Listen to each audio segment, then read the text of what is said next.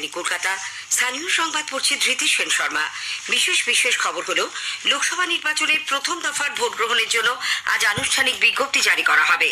নির্বাচন কমিশন এ রাজ্যের 6টি লোকসভা আসনকে আর্থিকভাবে স্পর্শকাতর হিসেবে চিহ্নিত করে সেগুলিতে নজরদারি বৃদ্ধির নির্দেশ দিয়েছে। লোকসভা নির্বাচনের আগে কোচবিহারের দিনহাটা উত্তপ্ত, রিপোর্ট তলব রাজ্যপালের। তৃণমূল কংগ্রেসের প্রাক্তন সাংসদ মহুয়া মৈত্রের বিরুদ্ধে টাকার বিনিময়ে প্রশ্নের অভিযোগে সিবিআই তদন্তের নির্দেশ লোকপালের। গার্ডেন রিচে বেআইনিভাবে নির্মীয়মান বহুতল ভেঙে পড়ার ঘটনায় মৃতের সংখ্যা বেড়ে হয়েছে 10, গ্রেপ্তার জমির মালিক। 2023 মার্চে রামনবমীর শোভাযাত্রা চলাকালীন সাম্প্রতিক হিংসার ঘটনায় এনআইএ আরও 11 জনকে গ্রেপ্তার করেছে। নিম্নচাপ অক্ষরেখা ও ঘূর্ণাবর্তের প্রভাবে কলকাতা সহ রাজ্যের প্রায় সর্বত্রই বৃষ্টি হচ্ছে। আসি বিস্তারিত খবরে। লোকসভা নির্বাচনের প্রথম দফার ভোট গ্রহণের জন্য আজ আনুষ্ঠানিক বিজ্ঞপ্তি জারি করা হবে। সেই সঙ্গেই শুরু হবে মনোনয়নপত্র দাখিলের কাজ। এই পর্বে পশ্চিমবঙ্গের কোচবিহার, আলিপুরদুয়ার ও জলপাইগুড়ি এই 3টি সহ 102টি লোকসভা আসনে আগামী 19 এপ্রিল ভোট নেওয়া হবে। এই জন্য প্রার্থীপদ দাখিল করা যাবে 27 মার্চ পর্যন্ত। 28 মার্চ জমা পড়া মনোনয়নগুলি পরীক্ষা করে দেখা হবে। নাম প্রত্যাহারের শেষ দিন 30 মার্চ। ভোট গণনা 4 জুন।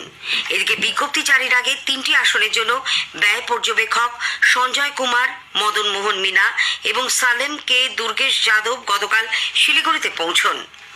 নির্বাচন কমিশন পশ্চিমবঙ্গের 42টি লোকসভা আসনের মধ্যে 6টিকে আর্থিকভাবে স্পর্শকাতর হিসেবে চিহ্নিত করে কেন্দ্রগুলিতে নজরদারি বৃদ্ধির নির্দেশ দিয়েছে।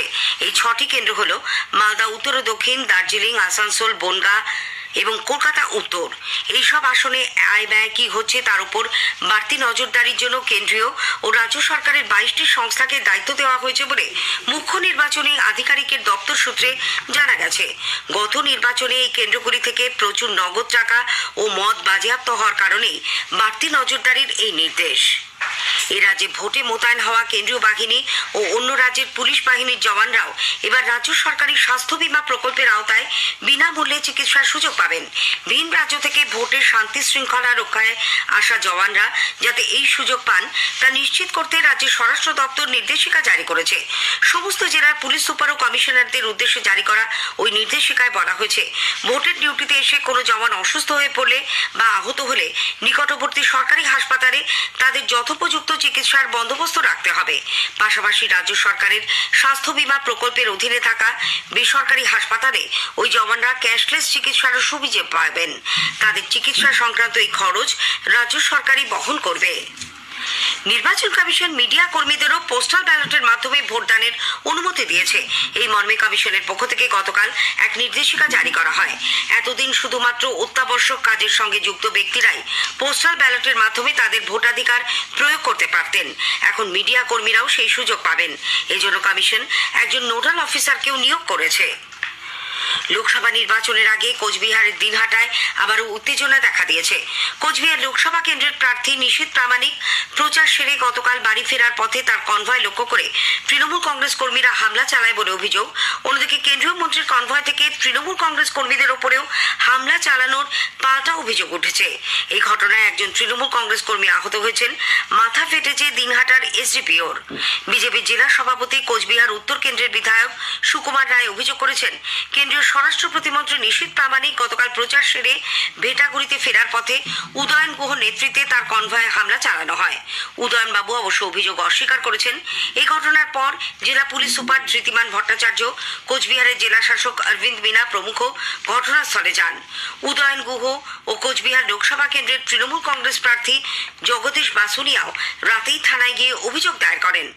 রাজ্যপাল সিভি আনন্দ বোস এই ঘটনায় রাজ্য পুলিশের ডিজির কাছে রিপোর্ট তলব করেছেন।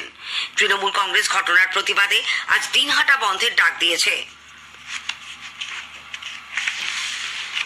সংঘ লোক সেবা আয়োগ ইউপিএসসি 2024-এর সিভিল সার্ভিসেস প্রিলিমিনারি পরীক্ষার দিন পিছিয়ে দিয়েছে। 26 মে পরীক্ষা হওয়ার কথা ছিল, তা নেওয়া হবে 16 জুন।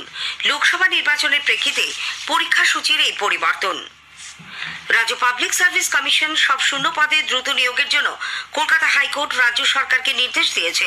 পিএসসির মাধ্যমে সরকারি চাকরিতে নিয়োগ আটকে থাকার অভিযোগে কলকাতা হাইকোর্টে মামলা হয়েছিল। সেই মামলার শুনানিতে গতকাল প্রধান বিচারপতি টি.এস. শিবকানম এবং বিচারপতি হিরণময় ভট্টাচার্যের ডিভিশন বেঞ্চ পিএসসিতে দ্রুত ও স্বচ্ছভাবে শূন্য পদে নিয়োগ শুরু করতে পারেন। দীর্ঘদিন ধরে নিয়োগ আটকে রয়েছে, অপেক্ষায় রয়েছেন বহু প্রার্থী। দাড়িভিট কাণ্ডে কলকাতা হাইকোর্টের বিচারপতি রাজশেখর মান্থার নির্দেশকে চ্যালেঞ্জ জানিয়ে প্রধান বিচারপতির ডিভিশন বেঞ্চের দ্বারস্থ হয়েছে রাজ্য সরকার। উত্তর দিনাজপুরের ইসলামপুরে দাড়িভিট হাই স্কুলের শিক্ষক নিয়োগের দাবিতে আন্দোলন চলাকালীন গুলিবিদ্ধ হয়ে দুই প্রাক্তন ছাত্রের মৃত্যুর ঘটনায় আদালত অবমাননার অভিযোগে রাজ্যের মুখ্য সচিব, স্বরাষ্ট্র সচিব এবং এডিজি সিআইডির বিরুদ্ধে রুল জারি করেছিলেন বিচারপতি মান্থা।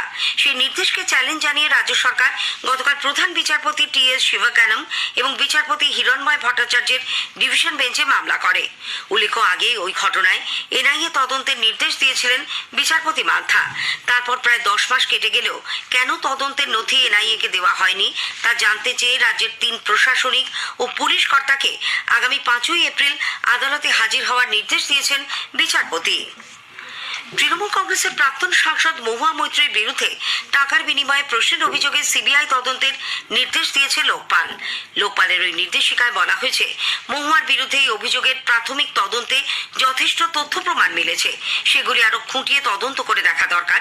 সে কারণেই কেন্দ্রীয় তদন্ত ব্যুরো সিবিআইকে 6 মাসের মধ্যে মহুয়ার বিরুদ্ধে ওঠা অভিযোগের সমস্ত দিক বিশদে খতিয়ে দেখার নির্দেশ দেওয়া হয়েছে। তদন্তের গতি প্রকৃতি নিয়ে প্রত্যেক মাসে রিপোর্টও দিতে বলা হয়েছে কেন্দ্রীয় তদন্তকারী সংস্থাকে। লোকপালের নির্দেশিকা আরো বলা হয়েছে, যাবতীয় তথ্য প্রমাণ বিচার বিবেচনা করে দেখা যাচ্ছে মহুয়ার বিরুদ্ধে আনা অভিযোগ বেশিরভাগই সত্য এবং অত্যন্ত গুরুতর, বিশেষ করে তার পদের নিরিখে। একজন জনপ্রতিনিধি হিসেবে মহুয়া মৈত্র এই ধরনের দুর্নীতিমূলক কাজে লিপ্ত হতে পারেন না। জনগণের সামনে স্বচ্ছ ভাবমূর্তি বজায় রাখা সর্বক্ষেত্রেই জরুরি। কোন জনপ্রতিনিধির এ ধরনের দুর্নীতিমূলক আচরণ আইনসভার কাজকর্মে যেমন ব্যাঘাত ঘটায়, তেমনি গণতান্ত্রিক দেশের সামাজিক ও অর্থনৈতিক কর্মকাণ্ডের গতি প্রকৃতির ওপরেও প্রভাব ফেলতে পারে বলে দুর্নীতি নিরোধক লোকপাল মন্তব্য করেছে। উল্লেখ্য, বিজেপির লোকসভা সদস্য নিশিকান্ত দুবে অভিযোগ করেন, মহুয়া দুবাইয়ের ব্যবসায়ী দর্শন হীরানন্দানির কাছ থেকে নগদ অর্থ ও উপহারের বিনিময়ে লোকসভায় প্রশ্ন করেন। এই অভিযোগের প্রেক্ষিতে এথিক্স কমিটির সুপারিশ ক্রমে গত ডিসেম্বরে মহুয়াকে লোকসভা থেকে বহিষ্কার করা হয়। স্থানীয় সংবাদ শুনছেন আকাশবাণী কলকাতা কেন্দ্র থেকে।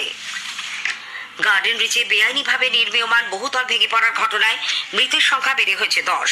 উদ্ধার কাজ শুরু হওয়ার প্রায় 43 ঘন্টা পর গতরাতে ধ্বংসস্তূপের নিচ থেকে মোহাম্মদ জামিল নামে একজনকে বের করে হাসপাতালে নিয়ে যাওয়া হলে মৃত ঘোষণা করা হয়। এখনো কংক্রিটের স্তূপের নিচে একজন চাপা পড়ে আছেন বলে মনে করা হচ্ছে, তাকে উদ্ধারের চেষ্টা চলছে। এদিকে ওই বাড়িটি যে জমিতে তৈরি করা হচ্ছিল তার মালিক মোহাম্মদ সরফরাজ ওরফে পাপ্পুকে পুলিশ গ্রেপ্তার করেছে।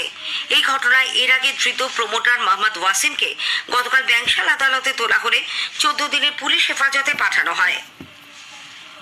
ঘটনার সিবিআই তদন্ত চেয়ে গতকাল হাইকোর্টের দ্বারস্থ হন বিজেপি নেতা রাকেশ সিং।